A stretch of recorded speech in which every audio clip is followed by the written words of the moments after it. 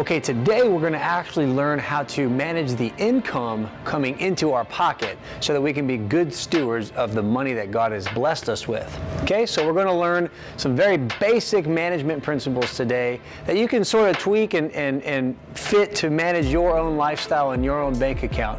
But these are just things that I do in my life and that many people do in their lives, and we hope it can benefit you as well. So, again, we're talking about cash flow management. And maybe some of you guys had some grandfathers or grandmothers or even your own parents who did something called the envelope system. And the envelope system was where your granddad would have maybe 3 to 5 envelopes in his safe at home or stashed under his mattress or in his drawer or something. And one envelope would be money set aside for the groceries, another one would be money set aside for the house bills, and another one would be money set aside for, you know, something coming up in the future like a vacation or education or something like that. So basically, Granddad would have 1, 2, 3, however many separate envelopes that he would want so that he could manage his money, right? Well, today, since we have a digital banking system, we can do the same thing with our bank accounts. And that's what I'm going to put forward to you right now. I would say that you should consider having a separate account as an income account, and then another account as an expense account, and then another account that is just your WAM account, or your walking around money account. Which, by the way, I didn't make that term up. I first heard a friend of mine say that. So if he ever watches this, shout out to you, Dickie, for telling me about the walking around money. But I would make sure that you put a separate account just so you have money to spend, and then finally a fourth account that is referred to as your 3 to 6 month emergency fund. Okay, so let me explain some of these things to you. Your income account is where all of the money that you produce from your labor is going to go into. So many people nowadays just do what's called direct deposit. Some people still prefer receiving their checks and going to the bank and actually depositing them. However you do it, that money is going to go into this account. So let's say that you make $5,000 a month. All that money is going to go straight in to your income account. All right? These are all going to be separate checkings accounts at your bank. Then what you need to do is go, well, what are my expenses? And so whatever those would be, you're going to put that money directly in there. And we're going to talk about how to do this mathematically in just a moment. But first I want to give you the flow. So your money that you need for your expenses is going to go here, and it's going to flow into your expense account. And then, based on the principles that I'm going to teach you in just a moment, you would then allocate some of that money over here to your walking around money account. And you'd also allocate some of that money over here to your 3 to 6 month emergency fund account. All right? Now, of course, if you have other things that you'd like to save for, like education, like saving up for a home, you would start another account, just like you would grab another envelope and you'd put money in that account. And so we will go over that in just a moment. Okay, so let's get into the math behind the management principles that we're talking about. Now, there's a lot of different ways people have come up with how to manage your money, but really at the end of the day, it's all going to be based on how much you actually make. So some people have put the 60-20-20 principle out there, and this would refer to 60% should go into the expense account, 20% should go into your walking around money account, and then 20% should go into your savings. Whether that means your 3 to 6 month emergency fund or your savings for something else, that really depends on where this fund is at. Now, the 60-20-20 rule is just one way to do this. But in reality, this is very difficult for many people to do because expenses are so expensive, right? And much of our expenses are out of our control, meaning a mortgage payment, rent, those things we're not in control of. And so this is just one way to think about it, but I would say if you're in our program here at the Nehemiah Project, this is probably not something that you can do right now at this moment. And so what's more likely is you're going to be somewhere like this. 80% is going to go into your expenditures, 10% can go to walking around money, and then 10% can go to savings.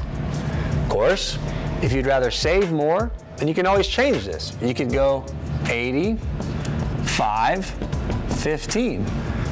You can tweak these ratios however it makes sense for you, but the important thing is that you're actually paying attention to the math side of this. Okay, so let's just say we're gonna go with the 80-10-10. 80% is going to expenses, 10% is going to walking around money, 10% is going to savings. All right, now let's talk about some of these concepts, and let's base our income at, just for easy math's sake, $5,000 a month, okay? Now this money from my job or however I make my money is gonna flow into my income account. My direct deposit is going straight there. Now, I need to allocate 80% of my money to go into this account, all right? So, we're gonna do some math. We're gonna take 5,000 and we're gonna multiply it by 0.8, which gives me $4,000. So, I need to allocate $4,000 into my expense account, all right? This is gonna go towards things like your rent or your mortgage, your car note, your boat note, whatever kind of note you have, your groceries, your clothing, etc., etc. That's the money that this is gonna be allocated towards. Now, my 10% is gonna go into my walking around money. Now, if I'm a single guy or a single girl, I get to have all 10% of that. But if I'm not a single guy or single girl, I gotta split that, right? So let's go with the single scenario first. 5,000 times 0.10 equals $500. So from my income account, I'm gonna put $500 in my walking around money account. If I'm married, then I'm gonna go half of that in my walking around money and the other half in her walking around money. Now the beauty of setting this up is we know that one of the primary issues that unfortunately enters into a relationship centers around how we spend our money. Well, here's the rule for the walking around money. I can spend that money however I want to because it's my walking around money. And you and your spouse would have to make that agreement before you start this system. But that's why you're doing it. You are going to make sure that you budget in your consumption money, not just consume whatever you feel like consuming. You're going to put a limit on yourself. And that's what the walking around money account is for. Now, we still have to allocate the remaining 10% to our savings. So, we know that 10% of 5,000 is $500. I'm going to take that money, I'm going to allocate it to my 3 to 6 month emergency fund, right? Okay, so just a note on the emergency fund. If your expenses are $4,000 a month, then in order to fill this thing up, you need to have a minimum of 4,000 times 3 or a maximum of 4,000 times 6. So what's 4,000 times 3? It's $12,000. So I need to have a minimum of 12K in here. Then you're gonna go for your maximum, 4,000 times 6, to a maximum of $20,000 or $24,000 in my emergency fund. Now this is extremely important because if you'll remember, COVID-19 just happened not too long ago, and many people were out of work for quite some time. If those people had a fully stocked emergency fund, they were not worrying. However, if they did not have a fully stocked emergency fund, they were worrying. So it's important to make sure that you set aside at least 3 months to where if you lost your job today, you would be able to survive with your current lifestyle for 3 to 6 months. That's the importance of your emergency fund. Now, what if you have a fully stocked emergency fund and you're still making money? What should you do then? Well, let's talk about it. Remember, let's make sure that we get the math right, okay? So we're going off the 80-10-10. 80% goes to expenditures, 10% goes to WAM, and then the other 10% goes to savings.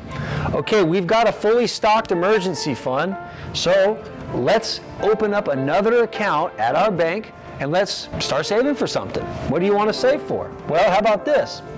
Let's save up for our child's education, all right? And you know what? Why don't we save up also for a vacation? Everybody likes to go on vacations. Why not? right? So now I'm going to take this 10% and I'm going to allocate 5% of that to education and 5% of that to my vacation, right? So let's go through the math again. We got $5,000 coming in. We know all that money's flown into my income account. Then 80% of that is going to flow into my expense account, which is $4,000. Then we're going to split the money between my wife and I. $250 a month we get for walking around because that's our 10%. And now our savings. So how much money are we going to save towards our kids' education? Well, let's go 5,000 times 5%. We're going to save $250 here. And then for our vacation, we're going to save $250 a month there. You see how easy managing your cash flow becomes when you understand the basic mathematical principles and how to set up all these different accounts or all these different envelopes, just like Granddad used to do. This will help you become a good steward of the money that God has given you. Now, one final note on money. You notice I didn't put anything about giving to your church or giving to organizations that do the Lord's work. I just want to make a note on that because this assumes that that is going to be a part of your expense account. So just to make sure, you always want to make sure that you are giving back to what the Lord is doing through the local church and through local nonprofit ministries that are there to help glorify the Lord's name and to help people.